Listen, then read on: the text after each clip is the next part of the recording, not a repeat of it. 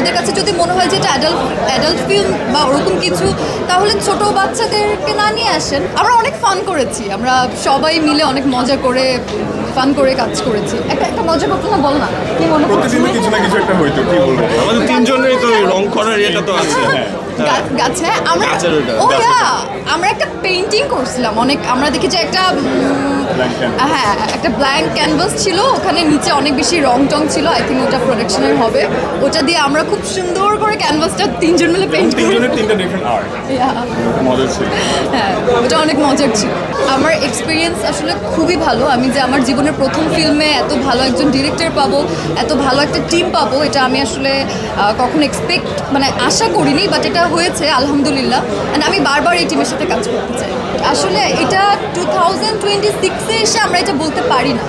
আমরা এখন আপনাদের কাছে যদি মনে হয় যে এটা অ্যাডাল্ট ফিল্ম বা ওরকম কিছু, তাহলে ছোট বাচ্চাদেরকে না নিয়ে আসেন। বাট আমরা তো সবাই বড়রাই সিনেমাটা দেখি, অন্যান্য বাচ্চাদের সিনেমা দেখার জন্য তো বাচ্চাদের সিনেমা আছে।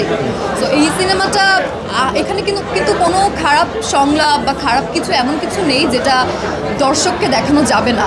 আমার মনে হয় পুরো গল্পটা থেকে মানুষজন মানে আমাদের যে স্ট্রাগলটা, মেয়েদের লাইফের যে স্ট্রাগলটা, মেয়েরা যে ছোটোবেলা থেকে আমরা অনেক কিছু ফেস করি। ধরেন যে একটা রাত্রেবেলা আমরা কাজ শেষ করে বাসায় ফিরতে হলো, একটা মেয়ে যখন 12টায় বাসায় ফিরে তখন এটা নিয়ে প্রশ্ন উঠেছে কেন মেয়েটা 12টার দিকে বাসায় ফিরছে।